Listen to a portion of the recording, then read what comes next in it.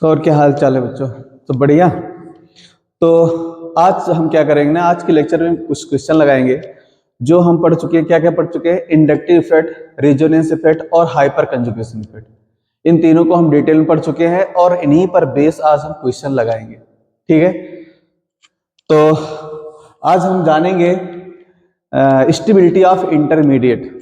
और जो इंटरमीडिएट होता है उसकी स्टेबिलिटी के पीछे जो जिम्मेदार होते हैं, या तो इंडक्टिव इफेक्ट होगा, या तो वो हाइपर कंजुगेशन होगा, और या तो क्या होगा, रेजोनेंस होगा। ठीक है, तो इनको हम पढ़ चुके हैं। आज क्वेश्चन लगाते हैं। तो क्वेश्चन लगाने से पहले इनको थोड़ा सा plus F plus are effect plus I effect और हाइपर कंजुगेशन, ये सब कैसे यूज होते हैं और कौन डायरेक्टली स्टेबिलिटी को बढ़ाता है, कौन घटाता है, उसका रिलेशन भी आज लिख लेते हैं यहाँ पर। तो यहां से स्टार्ट करते हैं। यहां से stability of intermediate.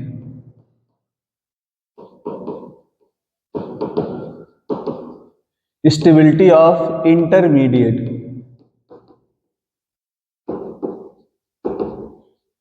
Stability of intermediate. सबसे पहले पढ़ेंगे कार्बोकेटाइन, स्टेबिलिटी ऑफ कार्बोकेटाइन। तो देखो ध्यान से, stability of carbocation, stability of carbocation ये डायरेक्टली प्रोपोर्शनल होता है, ये डायरेक्टली प्रोपोर्शनल होता है इलेक्ट्रॉन डोनेटिंग इफेक्ट या ग्रुप। ठीक है, तो इलेक्ट्रॉन डोनेटिंग इफेक्ट जो होगा वो कार्बोकेटाइन की स्टेबिलिटी को बढ़ाता है, कार्बोकेटाइन की स्टेबिलिटी को बढ़ाता है। ये है इलेक्ट्रॉन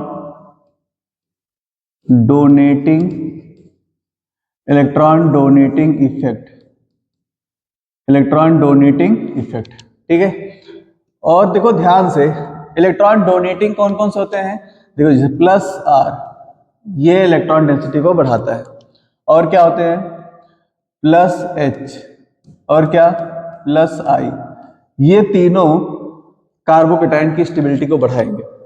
और एक और बात बताएं आपको, जो ये रेजोनेंस होता है ना, ये सबसे डोमिनेटिंग फैक्टर होता है, मतलब सबसे स्ट्रॉन्ग फैक्टर ये होता है। उसके बाद हाइपर कंजुगेशन होता है, उसके बाद इंडक्टिव इफेक्ट होता है। तो ये ध्यान दिए रखना, सबसे ज्यादा स्टेबिलिटी रेजोनेंस बढ़ाएगा, उसके बाद हाइपर कंजुगेशन, उसके बाद inductive effect.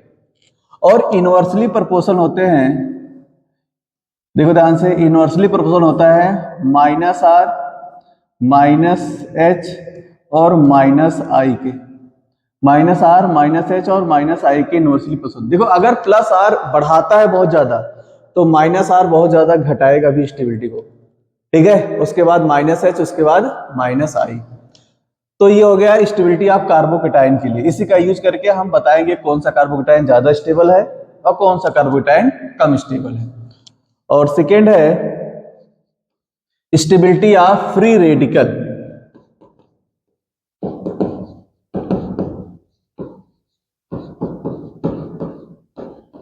Stability of free radical. और ये भी डायरेक्टली प्रोपोर्शनल होता है electron donating effect, electron donating effect directly proportional होता है प्लस आर के और प्लस एच के और प्लस आई के। और यूनिवर्सली प्रोपोर्शनल होता है माइनस आर के, माइनस एच के और माइनस आई के। ठीक है, एक और है तीसरा, stability of carb A9, stability of carb A9, carb A9. देखो कार्ब एनाइन पर माइनस चार्ज होता है, कार्बन पे माइनस चार्ज होता है, उसे बोलते हैं कार्ब एनाइन। ठीक है, तो यहां पर ये किसके डायरेक्टली प्रोपोर्शनल होता है? देखो ये इलेक्ट्रॉन डोनेटिंग के डायरेक्टली होता है, तो ये इलेक्ट्रॉन विड्रॉइंग के डायरेक्टली होगा, ये इलेक्ट्रॉन विड्रॉइंग के डायरेक्टली होता है, इलेक्ट्रॉन विड्रॉइंग इफेक्ट के डायरेक्टली प्रोपोर्शनल होगा। Electron, electron, electron withdrawing, electron withdrawing effect के डायरेक्टली प्रोपोर्शनल होता है। ठीक है, तो इलेक्ट्रॉन विड्रॉइंग वाले कौन कौन से हैं?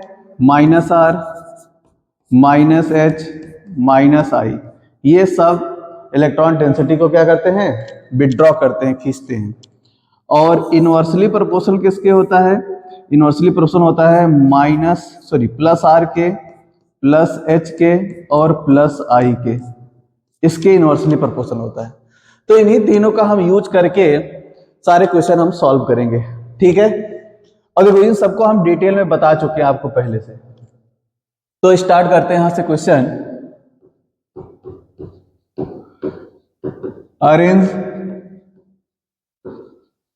अरेंज द फॉलोइंग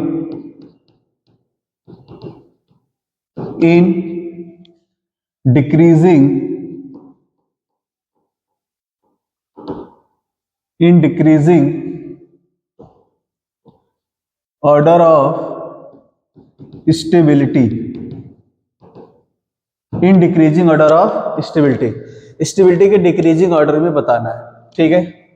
तो पहला क्वेश्चन है CH3 प्लस चार्ज है इस पर, उसके बाद है CH2 CH3 plus charge, CH3 plus charge, और एक है CH3 प्लस चार्ज, ठीक है। यहां पर 4 कार्बोकेटाइन दिए गए, methyl carbocation, ethyl carbocation, isopropyl carbocation और टर्सरी ब्यूटाइल कार्बोकेटाइन, ठीक है। तो यहाँ पर 4 कार्बोकेटाइन दिए गए हैं और आपसे पूछ रहा है इन चारों की स्टेबिलिटी बताओ, कौन सा कार्बोकेटाइन ज्यादा स्टेबल है, कौन सा कार्बोकेटाइन कम स्टेबल है। देखो फर्स्ट को हमेशा हम मान के चलेंगे, ये A है, ये B है और ये C है और ये D, ठीक है। ये हमेशा रहेगा, तो इसको बार बार लिखेंगे नहीं, जो पहला लिखा होगा उसे हम भी मानेंगे, दूसरे को B मानेंगे, तीसरे को C मानेंगे, चौथे को D मानेंगे। तो ABCD में आपको स्टेबिलिटी का ऑर्डर बताना है। देखो स्टेबिलिटी ऑर्डर बताने के लिए कार्बोकेटाइन के लिए हमने सबसे पहले बताया था, तो +R, उसके बाद H, उसके बाद I। तो जो सबसे ज्यादा स्ट्रॉन्ग इफेक्ट होता है वो +R होता है। तो सबसे पहले हम देखेंगे कि +R यहाँ पे लग रहा है कि नहीं लग रहा। तो यहाँ पर +R की कोई कंडीशन नहीं है। +R की क्या कंडीशन है ये हम आपको पहले पढ़ा चुके हैं। तो यहाँ पर किसी में भी +R इफेक्ट नहीं लग रहा है, ठीक है। दूसरा हम लगाएंगे +H इफेक्ट। हाँ, यहाँ पर +H इफेक्ट नहीं लगेगा, क्योंकि यहाँ पर +H हाइपर कंजुगेशन क्या होता है भैया, अल्फा कार्बन हो और वो अल्फा कार्बन sp3 हाइब्रिडाइज हो, ठीक है। और उस कार्बन पर कम से कम कार्बन हाइड्रोजन एक बॉन्ड होना चाहिए, तब वो हाइपर कंजुगेशन शो करेगा। तो ये तो हाइपर कंजुगेशन नहीं शो करेगा। यहाँ पर तो 0 अल्फा H है। यहाँ पर देखो ये अल्फा कार्बन है और ये कार्बन क्या है, ये कार्बन sp3 भी है और इस पे 3 कार्बन हाइड्रोजन बॉन्ड है। तो ये बेटा ये यहाँ पर 3 अल्फा H होगा और ये 3 बार हाइपर कंजुगेशन शो करेगा, और इंक्लूडिंग दिस स्ट्रक्चर टोटल 4 हो जाएंगे। लेकिन हम केवल अल्फा H को ध्यान दे रहे हैं, तो अल्फा H के बेसिस पे 3 अल्फा H है तो 3 हाइपर कंजुगेशन होगा। यहाँ पर देखो ध्यान से, ये भी अल्फा कार्बन है, ये भी अल्फा कार्बन है, तो यहाँ 3 और यहाँ 3, 6 टोटल यहाँ पर 6 अल्फा H है, तो ये 6 बार हाइपर कंजुगेशन शो करेगा। यहाँ पर देखो ये भी अल्फा कार्बन है, ये भी अल्फा कार्बन है, ये भी अल्फा कार्बन है, तो यहाँ हो जाएगा कितना, 9 अल्फा हाइड्रोजन। ये 9 बार हाइपर कंजुगेशन शो करेगा, ठीक है। तो सबसे स्ट्रॉन्ग कौन हो गया, देखो जितना बार हाइपर कंजुगेशन होगा उतना बार इसको इलेक्ट्रॉन डेंसिटी मिलेगी, तो उतना ज्यादा ये स्टेबल हो जाएगा। तो सबसे ज्यादा स्टेबल ये है, तो सबसे ज्यादा स्टेबल कौन है, डी। सबसे ज्यादा स्टेबल कौन है, डी, उसके बाद सी, उसके बाद बी, देन ए। रीजन क्या होगा, +H इफेक्ट। और देखो +H तो होगा ही, आंसर तो इसी के अकॉर्डिंग ही निकाल रहे हैं, लेकिन ये +I इफेक्ट भी शो करता है, तो यहाँ पर लिखेंगे +I इफेक्ट। दोनों शो करता है, लेकिन हमने आंसर +H के अकॉर्डिंग निकाला, क्योंकि +I पर +H क्या होता है, डोमिनेट करता है, ठीक है। तो इसका हमने कार्बोकेटाइन वाला क्वेश्चन दिया। सेम टू सेम यही क्वेश्चन कार्बेनाइन, सॉरी यही क्वेश्चन फ्री रेडिकल के लिए बनाएंगे और सेम टू सेम यही क्वेश्चन कार्बेनाइन के लिए भी बनाएंगे, ठीक है। तो दूसरा क्वेश्चन हमारा क्या होगा, दूसरा क्वेश्चन होगा CH3 free radical, CH2 CH3 free radical, और यहां हो जाएगा CH CH3 फ्री रेडिकल, और ये हो जाएगा CH3 CH3 CH3 free radical. ठीक है, तो ये कार्बेनाइन, सॉरी ये फ्री रेडिकल है। अच्छा ये आपको बात बताएं, जो फ्री रेडिकल होता है ना, देखो ये हाइपर कंजुगेशन भी शो कर रहा है और इंडक्टिव भी शो कर रहा है, लेकिन फ्री रेडिकल में जो डोमिनेटिंग फैक्टर होता है, जो डिसाइडिंग फैक्टर होता है, वो इंडक्टिव होता है। यहां पर हाइपर कंजुगेशन के अकॉर्डिंग आप आंसर ना निकालना, नहीं तो आंसर गलत हो जाएगा, क्योंकि यहां पर जो डोमिनेटिंग फैक्टर होता है फ्री रेडिकल जब भी आएगा तो आप बहुत अच्छे से ध्यान देना कि वहां पर इंडक्टिव इफेक्ट के अकॉर्डिंग आंसर निकालना होगा। ऐसा नहीं है कि हाइपर कंजुगेशन नहीं शो करता, हाइपर कंजुगेशन भी शो करता है, लेकिन जो डिसाइडिंग फैक्टर होता है वो इंडक्टिव होता है।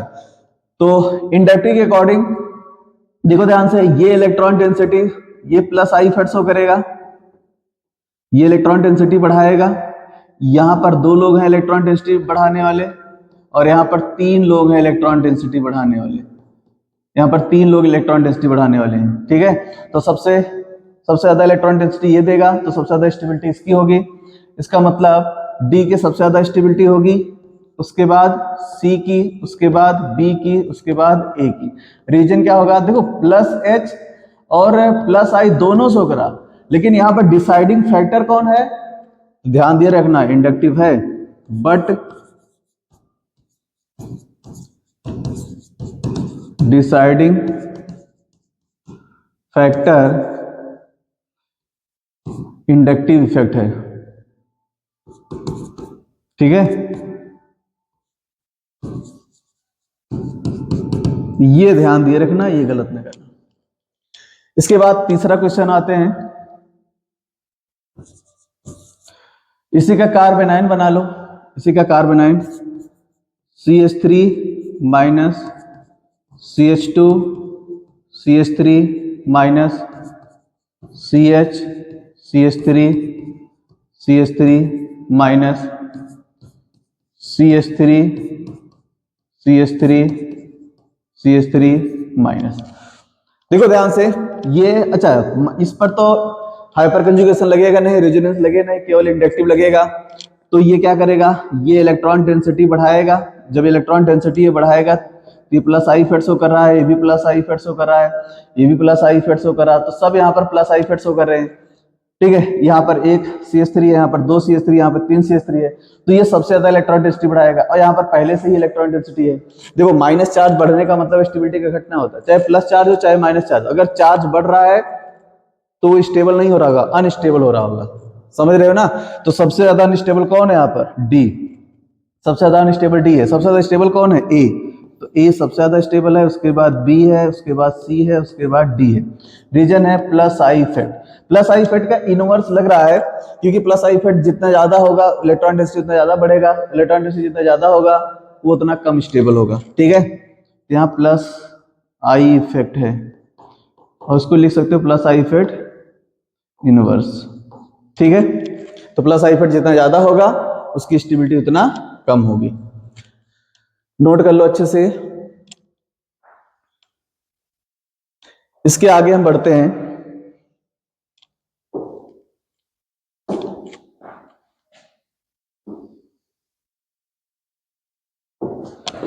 क्वेश्चन नंबर 4 पर। Question number 4, CH3 plus charge, CD3 plus charge और CT3 प्लस चार्ज। ठीक है, यहां पर तीन कार्बोकेटाइन दिए गए हैं, और यहां पर देखो हाइपर कंजुगेशन तो लगेगा नहीं, रेजोनेंस भी नहीं लगेगा, तो यहां पर आंसर किसके अकॉर्डिंग आएगा, इंडक्टिव इफेक्ट। और ये पता है कि इंडक्टिव इफेक्ट किसका ज्यादा होता है, ट्राइटियम का ज्यादा होता है, उसके बाद ड्यूटेरियम का, उसके बाद हाइड्रोजन का। तो सबसे ज्यादा प्लस आई इफेक्ट कौन सा कर रहा होगा, सी, तो सबसे ज्यादा प्लस आई इफेक्ट कौन सा हो रहा होगा, सी, तो सी का सबसे ज्यादा प्लस आई इफेक्ट, उसके बाद बी का, उसके बाद ए का प्लस आई इफेक्ट। ठीक है, प्लस आई इफेक्ट में ये ऑर्डर बताया गया। इसके बाद आ जाओ इसी का free radical, CH3 free radical, CD3 free radical और CT3 free radical, CT3 free radical. CT3 free radical. और अब इंडक्टिव इफेक्ट इस पे भी लगेगा, तो सेम टू सेम यही ऑर्डर होगा। इसका सबसे ज्यादा प्लस आई इफेक्ट है, तो इसकी स्टेबिलिटी सबसे ज्यादा होगी, उसके बाद बी, उसके बाद ए। रीजन सेम है, प्लस आई इफेक्ट। 6 पे आ जाओ, CH3 minus CD3 minus CT3 minus. ठीक है, अब देखो इसका इंडक्टिव इफेक्ट ज्यादा है तो ये इलेक्ट्रॉन डेंसिटी बढ़ाएगा, इलेक्ट्रॉन डेंसिटी बढ़ाएगा तो स्टेबिलिटी कम हो जाएगी। तो यहाँ पर स्टेबल कौन है? ए, बी, उसके बाद सी। तो रीजन वही है, प्लस आई इफेक्ट का इनवर्स। ठीक है, इसके बाद आते हैं क्वेश्चन नंबर 7। क्वेश्चन नंबर 7 पर, क्वेश्चन नंबर 7 पे अगर हम आते हैं तो जैसे यहां पर क्वेश्चन दिया है CH3 plus charge, CH2D plus charge, CH2D और CD3 प्लस चार्ज। यहां पर स्टेबिलिटी का ऑर्डर बताना है।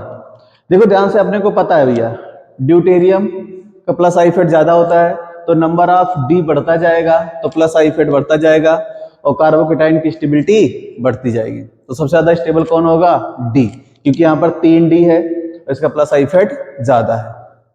अब समझ रहे हो ना? तो यहाँ पर सबसे ज्यादा स्टेबल कौन है? डी, उसके बाद सी, उसके बाद बी, उसके बाद ए। ठीक है, रीजन क्या है? Plus I effect, plus I effect. Question number 8, इसी का आप फ्री रेडिकल बना लो।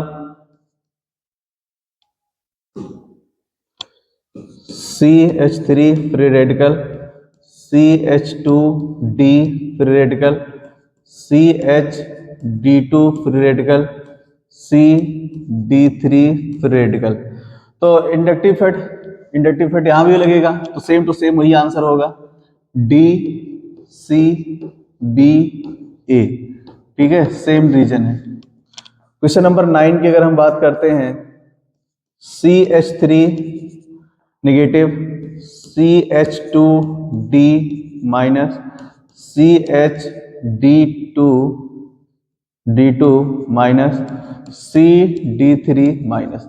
अब देखो ध्यान से, D ज्यादा है तो इंडक्टिव इफेक्ट ज्यादा होगा, प्लस आई इफेक्ट ज्यादा होगा, तो ये इलेक्ट्रॉन डेंसिटी ज्यादा बढ़ाएगा। इलेक्ट्रॉन डेंसिटी ज्यादा बढ़ाएगा तो भाई माइनस चार्ज बढ़ेगा। माइनस चार्ज बढ़ने का मतलब क्या हुआ? अनस्टेबल। इसका मतलब ये अनस्टेबल हो रहा है। तो सबसे ज्यादा स्टेबल कौन होगा? ए, उसके बाद बी, देन सी, देन डी। रीजन वही सेम है, plus I effect. Plus I effect का इनवर्स यहां पर काम कर रहा होगा। क्वेश्चन नंबर 10 पे आ जाते हैं।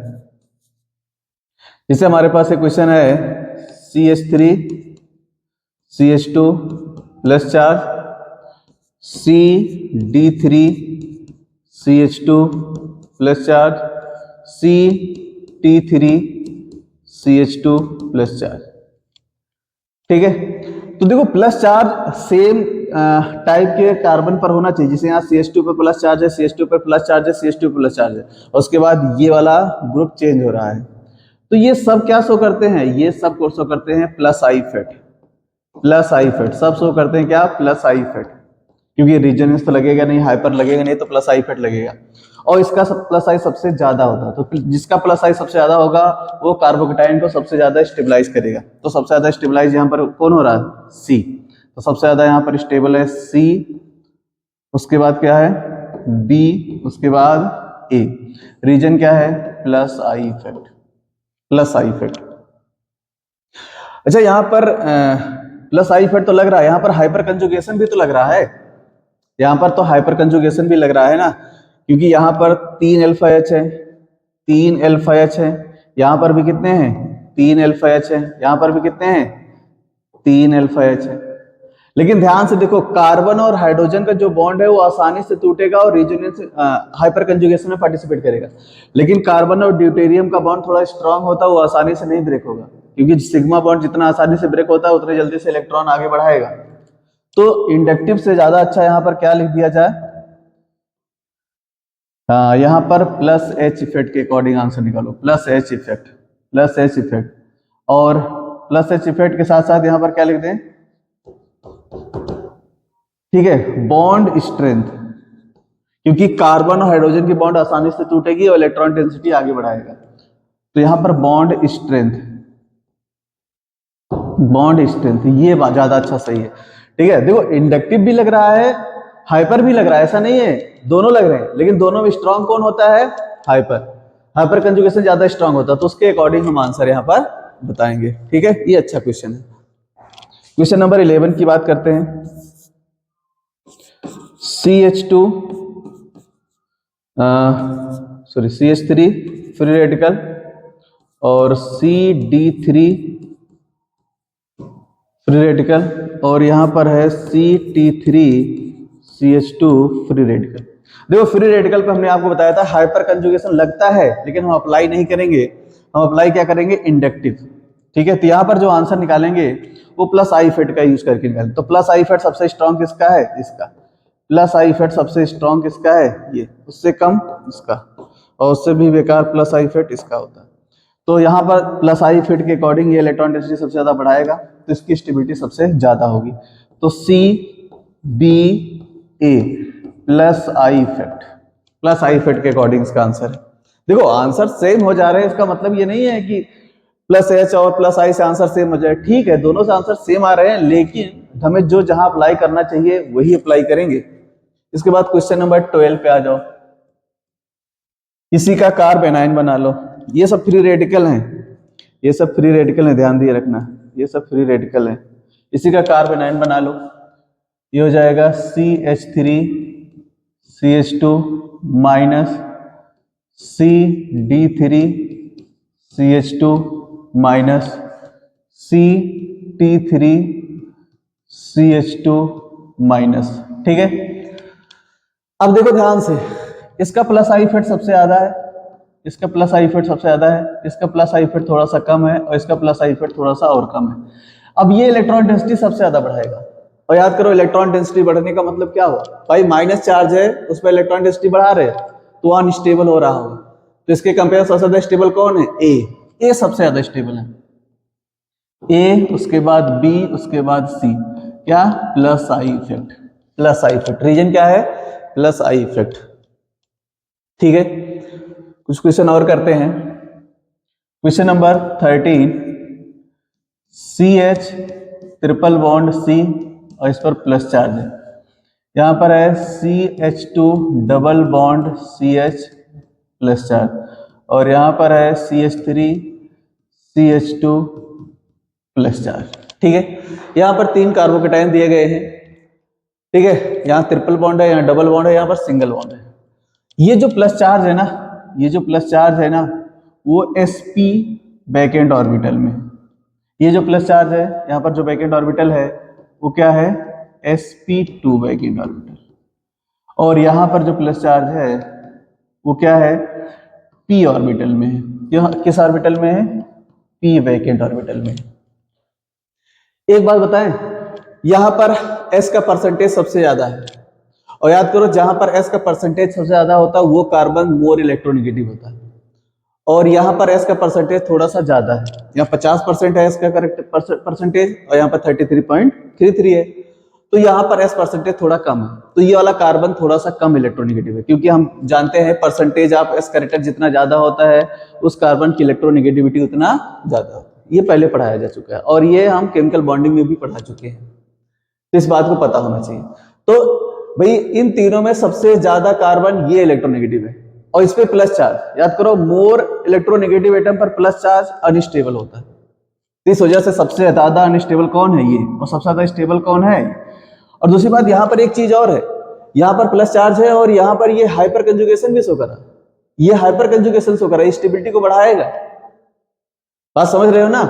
अगर हम हाइब्रिडाइजेशन की बात करें तो ठीक है, परसेंटेज ज्यादा, इस करेक्टर ज्यादा होगा तो उस कार्बन की इलेक्ट्रोनेगेटिविटी ज्यादा होगी, और मोर इलेक्ट्रोनेगेटिव अगर प्लस चार्ज है तो वो स्टेबल नहीं होगा। तो सबसे ज्यादा स्टेबल कौन है? सी, उसके बाद बी, उसके बाद ए। रीजन क्या होगा? हाइब्रिडाइजेशन। ठीक है, इसी के अकॉर्डिंग क्वेश्चन नंबर हम 14 करते हैं। कार्बोकेटाइन के लिए हो गया, फ्री रेडिकल के लिए हो जाएगा CH ट्रिपल बॉन्ड C ये हो जाएगा CH2 double bond CH free radical, और ये हो जाएगा CH3 CH2 फ्री रेडिकल। ठीक है, तो यहाँ पर भी सेम टू सेम वही रीजन होगा और यहाँ पर इंडक्टिव लगाएंगे। ठीक है, तो अब यहाँ पर भी देखो ध्यान से, सेम टू सेम वही एक्सप्लेनेशन है हाइब्रिडाइजेशन के बेसिस पर ही। तो ये सबसे कम स्टेबल होगा और ये सबसे ज्यादा स्टेबल होगा, और ये इंडक्टिव भी शो कर रहा है यहाँ पर। मोर इलेक्ट्रोनेगेटिव पे इलेक्ट्रॉन डिफिशियंट है, तो समझ ही रहे होगे कम स्टेबल होगा। तो यहाँ पर सबसे ज्यादा स्टेबल कौन होगा? C B, उसके बाद A, reason same hybridisation. Question number 15 पर आते हैं। क्वेश्चन नंबर 15 पर CH triple bond C minus CH2 double bond CH minus CH3 CH2 minus. अब सब पे माइनस है। देखो ये कार्बन क्या था?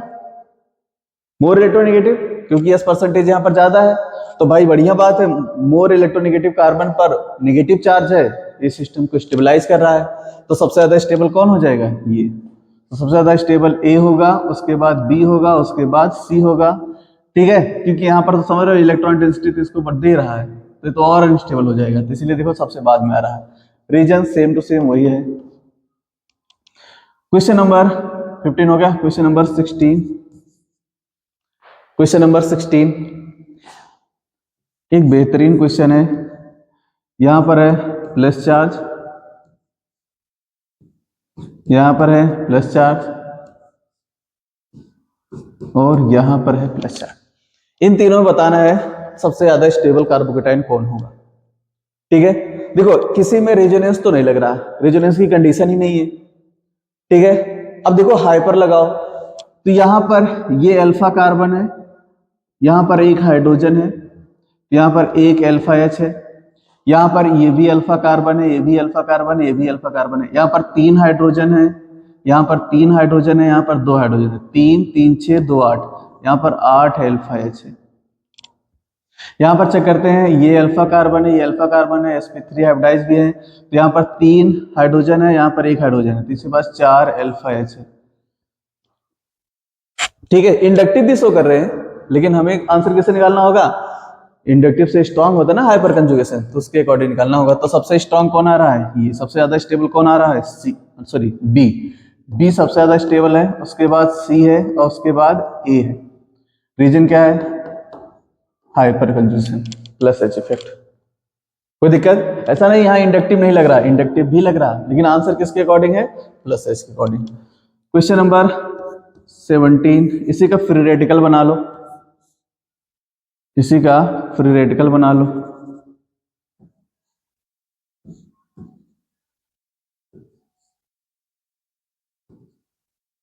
फिर रेडिकल में आंसर किसके अकॉर्डिंग निकालते हैं? डोमिनेट कौन होता है इसमें? डिसाइडिंग फैक्टर कौन होता है? Inductive factor. हाइपर भी लगेगा, इंडक्टिव भी लगेगा, लेकिन डिसाइडिंग फैक्टर इंडक्टिव होगा। तो देख लेते हैं, यहां पर ये पूरा group plus I effect show कर रहा है, यहां पर ए भी प्लस आई इफेक्ट शो कर रहा है, ए भी प्लस आई इफेक्ट शो कर रहा है, और ए भी प्लस आई इफेक्ट शो। यहां पर 3 है जो प्लस आई इफेक्ट शो कर रहे हैं, प्लस आई इफेक्ट शो कर रहे हैं, मतलब यहां पर केवल यही इलेक्ट्रॉन डेंसिटी बढ़ाएगा, जबकि यहां पर ये भी इलेक्ट्रॉन डेंसिटी बढ़ाएगा, ये भी इलेक्ट्रॉन डेंसिटी बढ़ाएगा, ये भी इलेक्ट्रॉन डेंसिटी, 3 इलेक्ट्रॉन डेंसिटी बढ़ाने वाले, और जबकि यहां पर इलेक्ट्रॉन डेंसिटी बढ़ाने वाले 2 ही लोग हैं। ठीक है, तो सबसे ज्यादा इलेक्ट्रॉन डेंसिटी कहां पर बढ़ रहा है? यहां पर। तो सबसे ज्यादा स्टेबल कौन हो जाएगा? बी। बी सबसे ज्यादा स्टेबल, उसके बाद सी, उसके बाद ए, प्लस आई के अकॉर्डिंग ये आंसर है। ऐसा नहीं कि हाइपर नहीं शो कर रहा, हाइपर कंजुगेशन भी शो हो रहा है, लेकिन डिसाइडिंग फैक्टर क्या है? प्लस आई। क्वेश्चन नंबर 18 पे आ जाओ, क्वेश्चन नंबर 18 पर आ जाओ। माइनस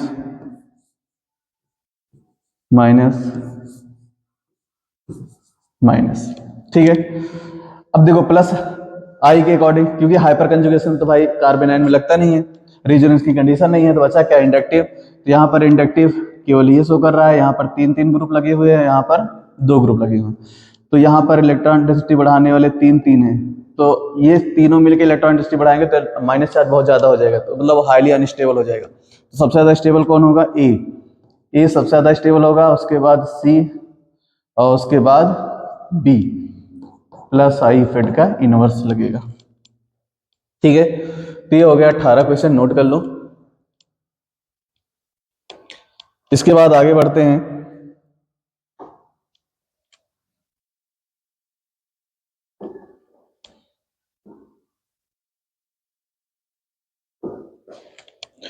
क्वेश्चन नंबर 19, ये 18 हो गया। इसके बाद क्वेश्चन नंबर 19 पे आते हैं।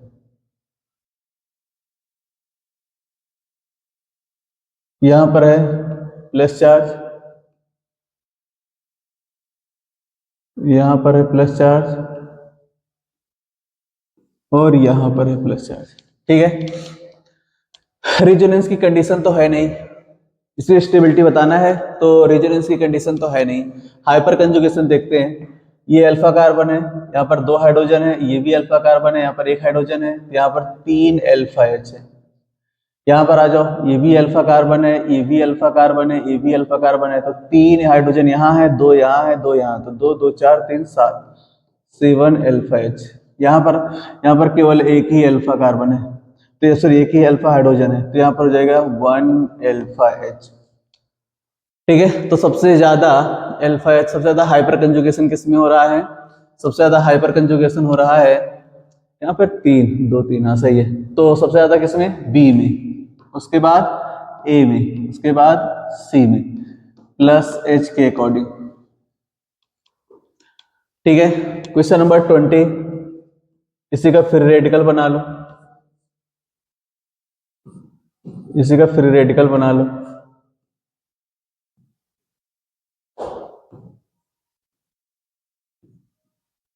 ठीक है, अब इसकी स्टेबिलिटी का ऑर्डर बताना है। इंडक्टिव लगाना पड़ेगा, क्योंकि डिसाइडिंग फैक्टर क्या होता है? Inductive factor. रिजो तो लग नहीं रहा, हाइपर तो डिसाइडिंग फैक्टर नहीं होता है। तो यहाँ पर देखो, ये इलेक्ट्रॉन डेंसिटी बढ़ा रहा है, यहाँ पर ये इलेक्ट्रॉन डेंसिटी बढ़ा है, यहाँ पर 2 लोग इलेक्ट्रॉन डेंसिटी बढ़ा रहे हैं ना, यहाँ पर प्लस आई इफेक्ट 2 लोग शो कर रहे हैं, जबकि यहाँ पर प्लस आई इफेक्ट 1 2 3 लोग शो कर रहे हैं। तो यहाँ पर प्लस आई इफेक्ट 3 लोग शो कर रहे हैं, जबकि यहाँ पर प्लस आई इफेक्ट केवल 1 ही लोग शो कर रहे हैं। ये केवल एक ही एल्काइल ग्रुप है जो इलेक्ट्रॉन डेंसिटी को बढ़ा रहा है। तो सबसे ज्यादा इलेक्ट्रॉन डेंसिटी कौन बढ़ा रहा है? बी, उसके बाद A, then C, plus I effect. ये किसके अकॉर्डिंग आंसर है? Plus I effect according. इसी का बना लो कार्ब एनाइन, इसी का बना लो carbanion, minus charge, minus charge, minus charge. ठीक है, तो यहां पर भी देखो ध्यान से, प्लस आई, तो यहां पर क्या होगा? यहां पर भी प्लस आई इफेक्ट लग रहा है, दो प्लस आई इफेक्ट लग रहे हैं, यहां पर भी प्लस आई इफेक्ट लग रहा है, और यहां पर भी प्लस आई इफेक्ट लग रहा है, लेकिन यहां पर प्लस आई इफेक्ट एक ही लोग लगा रहे हैं। ठीक है, तो सबसे ज्यादा इलेक्ट्रॉन डेंसिटी किस में बढ़ेगा? सबसे ज्यादा इलेक्ट्रॉन डेंसिटी बढ़ेगा भैया बी में। पहले से माइनस चार्ज है, इलेक्ट्रॉन डेंसिटी और बढ़ रहा है, हाईली अनस्टेबल हो गया, तो सबसे ज्यादा स्टेबल कौन होगा? सी। सी सबसे ज्यादा स्टेबल होगा। उसके बाद यहाँ पर 2 लोग इलेक्ट्रॉन डेंसिटी बढ़ा रहे हैं, तो उसके बाद क्या हो जाएगा? ए, और ए, और सबसे बेकार क्या होगा? सी, प्लस आई फेट के अकॉर्डिंग ये भी आंसर है। उसके बाद आते हैं क्वेश्चन नंबर 22 में।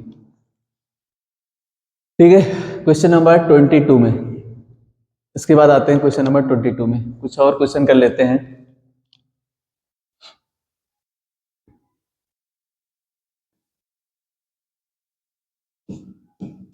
ये है कार्बोकेटाइन, क्वेश्चन नंबर 23। ये है फ्री रेडिकल, ये है फ्री रेडिकल। क्वेश्चन नंबर 24, ये है एनाइन, कार्बन। ठीक है, अब देखो ध्यान से, इनमें दोनों में स्टेबल कौन है? अरे भैया, ये जो कार्बोकेटाइन है ये रेजोनेंस स्टेबलाइज है, जबकि यहाँ पर केवल 2 अल्फा एच है, यहाँ पर केवल 2 अल्फा एच है, जबकि ये रेजोनेंस स्टेबलाइज है। ये रेजोनेंस स्टेबलाइज है भैया, ये रेजोनेंस हो कर रहा है, जबकि ये रेजोनेंस हो नहीं कर रहा है। तो सबसे ज्यादा स्टेबल कौन हो जाएगा? A greater than B. Reason क्या है भैया? ये रेजोनेंस हो कर रहा है।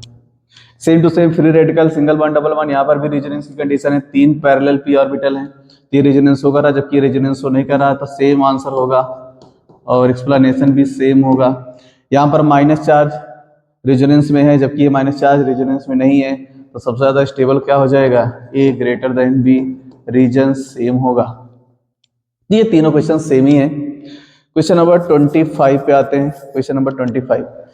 ठीक है, इसी टाइप के एक और क्वेश्चन करते हैं। ये है कार्बोकेटाइन, और ये भी है कार्बोकेटाइन। ठीक है, कार्बोकेटाइन, इसी का हम फ्री रेडिकल भी बना लेते हैं।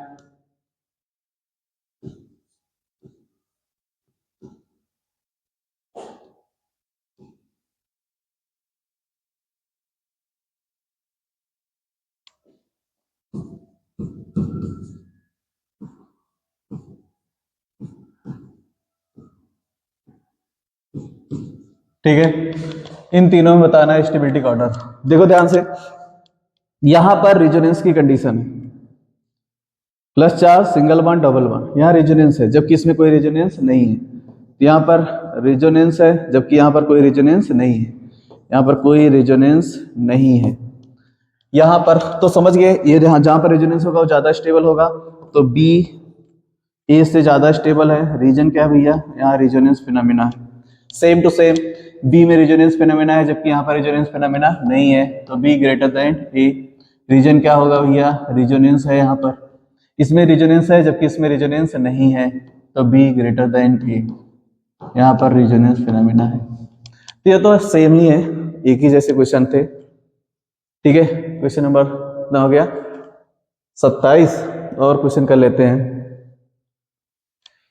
इसके बाद क्वेश्चन नंबर 28, ये थोड़ा सा अच्छा क्वेश्चन है। यहां पर प्लस चार्ज है, प्लस चार्ज है, प्लस चार्ज है, और यहां पर भी प्लस चार्ज है। ठीक है, इसी का फिर रेडिकल भी बना लेते हैं।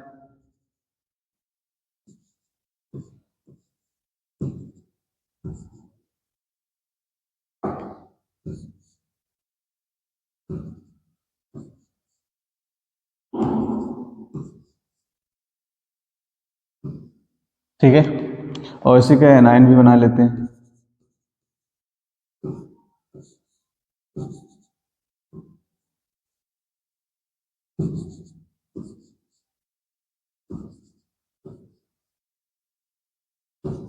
ठीक है, तो देखो ध्यान से, साइक्लोप्रोपाइल, साइक्लोब्यूटाइल, साइक्लोपेंटाइल, साइक्लोहेक्साइल के कार्बोकेटाइन है। ठीक है, इनके कार्बोकेटाइन है, और Baeyer Baeyer strain angle theory ना, वेयर स्ट्रेन एंगल थ्योरी में हम लोग पढ़ चुके हैं कि अच्छा सबसे ज्यादा एंगल स्ट्रेन किस में है, क्या बताया गया था वहां पर जब पढ़ाया गया था। देखो ध्यान से, यहां पर ये एंगल 60 का है, ये एंगल 60 का है, यहां पर सबसे ज्यादा स्ट्रेन लग रहा है, एंगल स्ट्रेन सबसे ज्यादा है।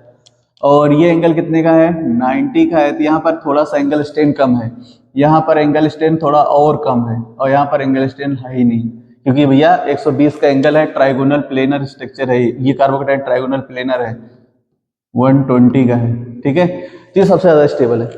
तो देखो ध्यान से, तो सबसे ज्यादा एंगल स्ट्रेन किसमें लग रहा है, इसमें। और हमने आपको बताया था कि एंगल स्ट्रेन जितना ज्यादा होगा, एस ऑर्बिटल का परसेंटेज उतना ज्यादा होगा, एस ऑर्बिटल का परसेंटेज उतना ज्यादा होगा।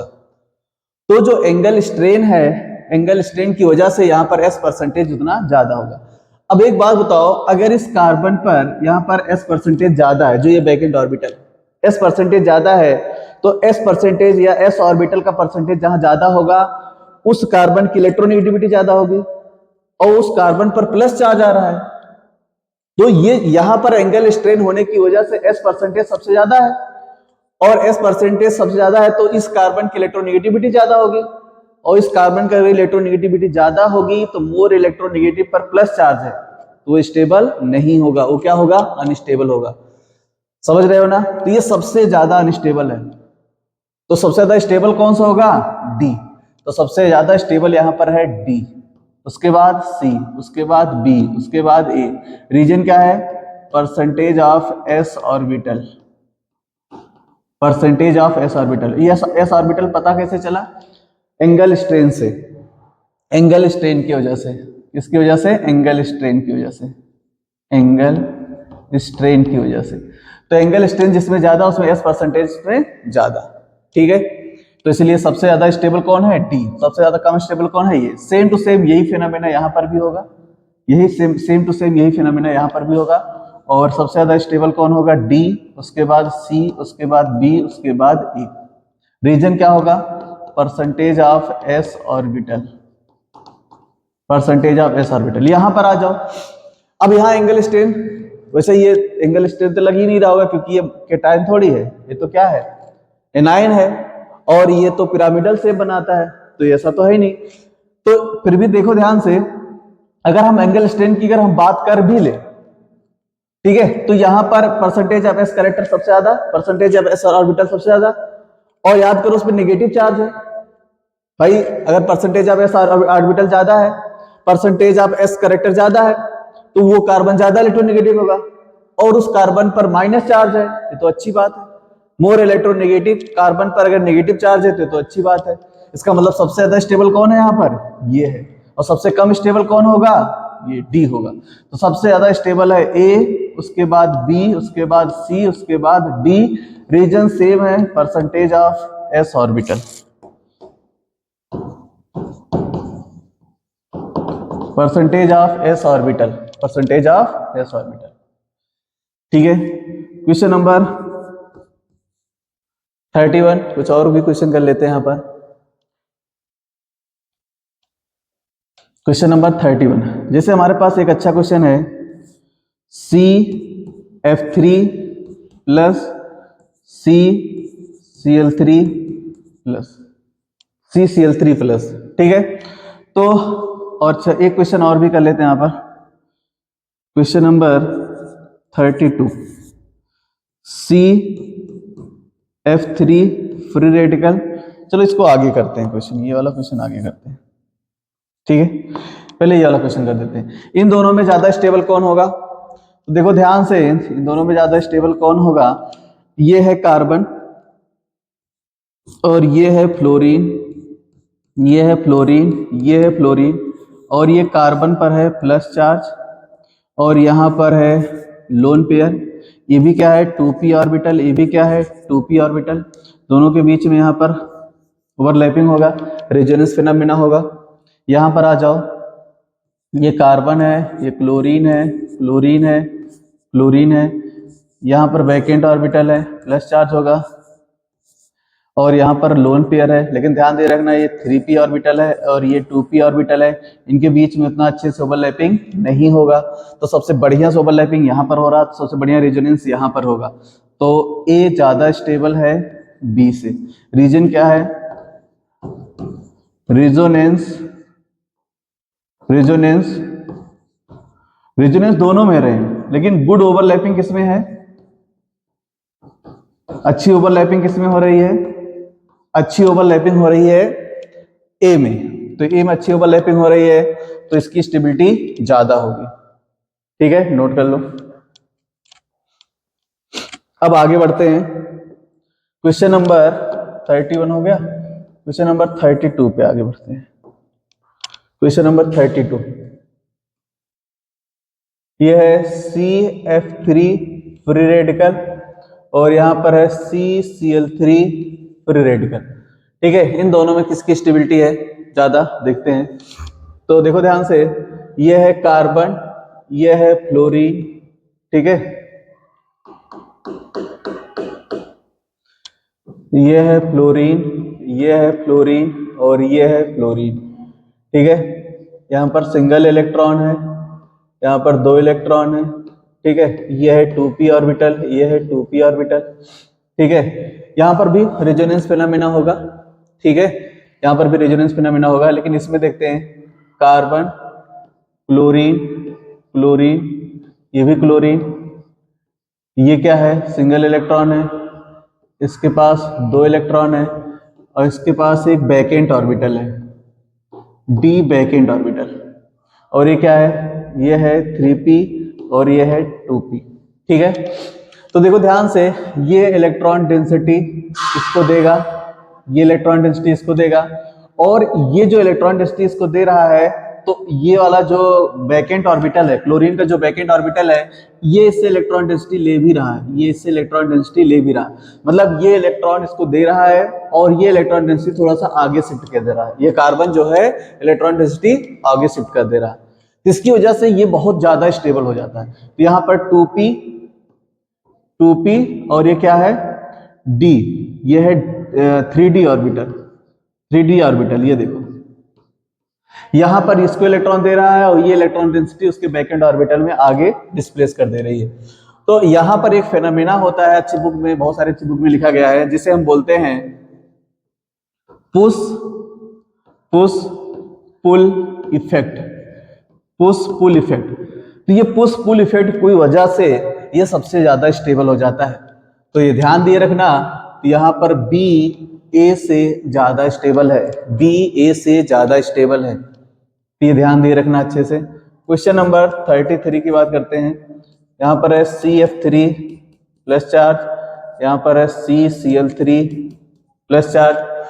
ठीक है, इन दोनों में ज्यादा स्टेबल कौन है? तो देखो ध्यान से, ये अच्छा प्लस चार्ज तो हो चुका है, ये माइनस होना चाहिए ना, कार्बेनाइन के लिए लिख रहे हैं। तो यहाँ पर कार्बेनाइन के लिए लिख रहे हैं बेटा। तो यहाँ पर है फ्लोरीन, यहाँ पर है फ्लोरीन, यहाँ पर है फ्लोरीन, इस पर है बैकेंड ऑर्बिटल और इसके पास है लोन पेयर। अच्छा ये प्लस नहीं है, बार बार ये गलत क्यों हो जा रहा है? प्लस नहीं है, ये तो माइनस है। ठीक है, ये माइनस है तो यहाँ पर भी इलेक्ट्रॉन होंगे, यहाँ पर भी इलेक्ट्रॉन है, तो दोनों के बीच में यहाँ पर रिजोनेंस नहीं होगा क्योंकि दोनों में इलेक्ट्रॉन कंप्लीट है। तो ये भी 2p ऑर्बिटल है, ये भी 2p ऑर्बिटल है, लेकिन यहाँ पर रिजोनेंस नहीं होगा, यहाँ पर रिजोनेंस नहीं होगा, ये ध्यान दिए रखना, रिजोनेंस नहीं होगा। जबकि यहाँ पर देखो ये है क्लोरीन, ये है क्लोरीन, ये है क्लोरीन, इसके पास इलेक्ट्रॉन है, और जबकि इसके पास क्या है, इसके पास वैकेंट ऑर्बिटल है, ये वैकेंट ऑर्बिटल है डी, ये डी वैकेंट ऑर्बिटल है।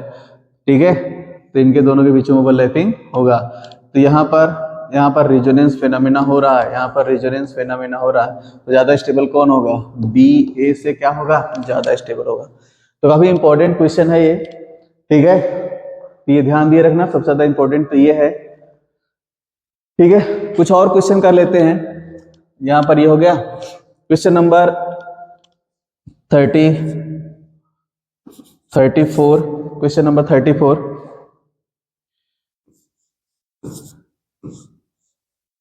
ठीक है, ये कार्बोकेटाइन है, ये भी कार्बोकेटाइन है, ये भी कार्बोकेटाइन है। इन तीनों कार्बोकेटाइन में सबसे ज्यादा स्टेबल कौन होगा बताओ? देखो ध्यान से, यहाँ पर लोन पेयर है, यहाँ पर तो यह रिजोनेंस फेनोमेना हो रहा है, यहाँ पर तो रिजोनेंस फेनोमेना हो रहा है, ये सबसे ज्यादा स्टेबल होगा। जबकि यहाँ पर ये इलेक्ट्रॉन डेंसिटी खींच रहा है, ये माइनस आई शो कर रहा है, यहाँ पर भी इलेक्ट्रॉन डेंसिटी खींच रहा है, ये माइनस आई शो कर रहा है, लेकिन ये डिस्टेंस ज्यादा है तो यहाँ पर माइनस आई इफेक्ट कम लगेगा, लेकिन ये सबसे ज्यादा स्टेबल है, तो ए सबसे ज्यादा स्टेबल है। उसके बाद अच्छा ये पास में है तो इलेक्ट्रॉन ज्यादा खींचेगा, तो भाई प्लस चार्ज बढ़ेगा तो अनस्टेबल होगा, ये ज्यादा अनस्टेबल हो जा रहा है, तो इससे ज्यादा स्टेबल कौन है? सी, उसके बाद बी। अच्छा यहाँ पर क्या लग रहा था? रिजोनेंस, और यहाँ पर क्या लग रहा है? माइनस आई। ठीक है, यहाँ पर लिख दो आप प्लस आर। ठीक है, तो इसी का हम एनायन बना लेते हैं 35, इसी का एनायन बना लेते हैं। यहाँ फ्री रेडिकल है,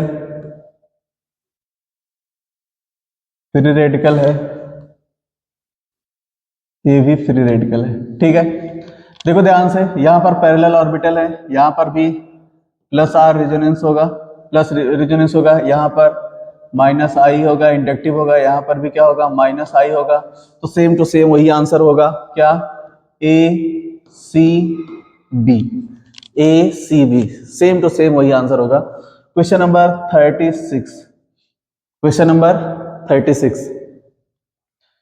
36 में देखो ध्यान से, इसी का एनायन बना लो, माइनस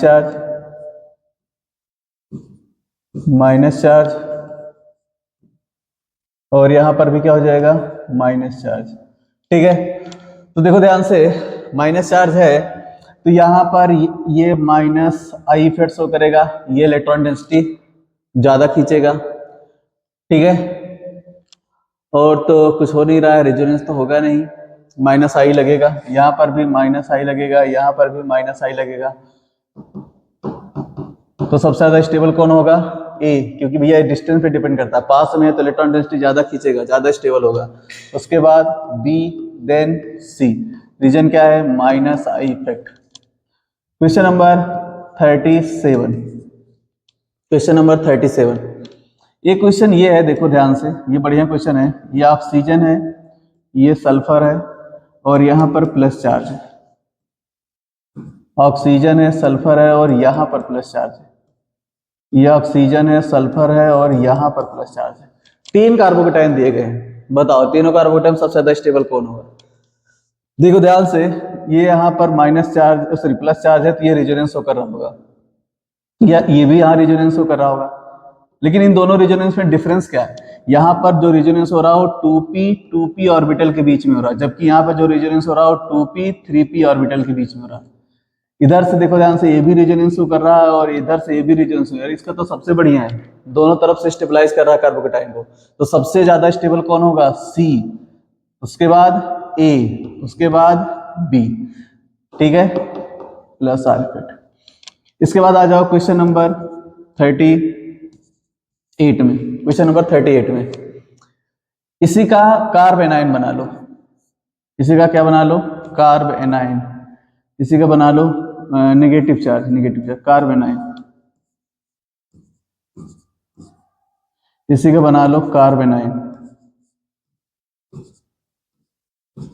ठीक है, अब बताओ कार्ब एनाइन कौन सबसे ज्यादा स्टेबल है?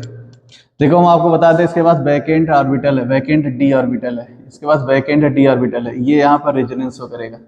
इसके पास वैकेंट डी ऑर्बिटल है, इसके पास वैकेंट डी ऑर्बिटल है, ये यहाँ पर रेजोनेंस हो करेगा। ठीक है, और ये यहाँ पर माइनस आई इफेक्ट हो करेगा, और ये यहाँ पर, ठीक है, ये यहाँ पर माइनस आई इफेक्ट हो करेगा, ये यहाँ पर माइनस आई इफेक्ट हो करेगा, और ये भी यहाँ पर माइनस आई इफेक्ट हो करेगा। लेकिन जो रेजोनेंस स्टेबलाइज हो तो सबसे ज्यादा स्टेबल है, और यहाँ माइनस आई पास में है, तो ये ज्यादा इलेक्ट्रॉन डेंसिटी खींच रहा होगा। सबसे ज्यादा स्टेबल कौन होगा? सी। उसके बाद कौन होगा? ये बी। और सबसे बेकार कार्बोनाइन होगा ये ए, सबसे बेकार होगा। ठीक है, एक दो क्वेश्चन और कर लेते हैं, 40 क्वेश्चन टोटल कर लेते हैं। ठीक है, क्वेश्चन नंबर 39। क्वेश्चन नंबर 39, ये ऑक्सीजन है, और यहां पर है प्लस चार्ज। ठीक है,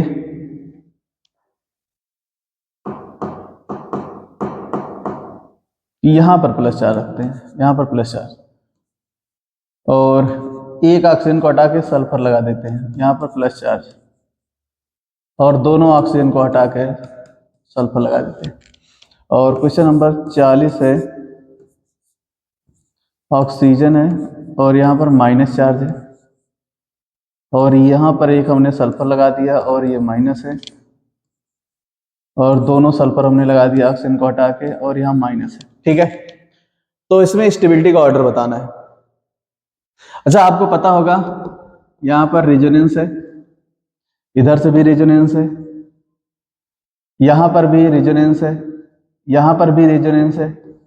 लेकिन ध्यान दो, ये है 3p 2p के बीच में रेजोनेंस, जबकि यहाँ पर क्या है 2p और यहाँ पर 2p के बीच में। यहाँ पर रेजोनेंस है, यहाँ पर भी रेजोनेंस है, लेकिन यहाँ पर रेजोनेंस 3p और 2p के बीच में। ठीक है, तो सबसे ज्यादा स्टेबल कौन होगा? ये, क्योंकि यहाँ पर ओवरलैपिंग अच्छा होगा, 2p के बीच में ओवरलैपिंग अच्छा। तो सबसे ज्यादा स्टेबल कौन है? ए, देन बी, देन सी। यहां पर आ जाओ, अब देखो ध्यान से, यहां पर वैकेंट ऑर्बिटल है, यहां पर डी वैकेंट ऑर्बिटल है, ये यहां रेजोनेंस करेगा। यहां पर वैकेंट डी ऑर्बिटल है, यहां पर वैकेंट डी ऑर्बिटल है, ये यहां रेजोनेंस करेगा। इसके पास भी वैकेंट डी ऑर्बिटल है, ये भी रेजोनेंस करेगा। तो सबसे ज्यादा रेजोनेंस ये करा, बाकी ये तो माइनस आई इफेक्ट करेगा, ये तो माइनस आई इफेक्ट करेगा। सबसे ज्यादा स्टेबल कौन होगा? सी, देन बी, देन ए। तो यहां पर हमने कुछ क्वेश्चन डिस्कस किए, ठीक है, इसे नोट कर लो। यहां पर हमने कुछ क्वेश्चन डिस्कस किए जो इंडक्टिव इफेक्ट और हाइपर कंजुगेशन और रेजोनेंस पर बेस्ड है। ठीक है, और अगले टर्न पर कुछ और भी हम क्वेश्चन कराएंगे, जो ब्रेड्स रूल, SIP और जो है ठीक है। और एक दो क्वेश्चन एरोमेटिक और एंटी एरोमेटिक भी कराएंगे और इसके आगे उसको पढ़ा भी देंगे। ठीक है, तो हमने आज 40 क्वेश्चन सॉल्व किया और आगे भी अगले लेक्चर में भी कुछ क्वेश्चन सॉल्व करेंगे। तो क्वेश्चन लगाओ, एक एक क्वेश्चन पहले खुद ट्राई करो और उसके बाद इसको देखो। ठीक है, क्वेश्चन भी ट्राई किया करो, उसके बाद इसको देखा करो। तो आज के लिए बस इतना ही, पढ़ते रहो, मस्त रहो।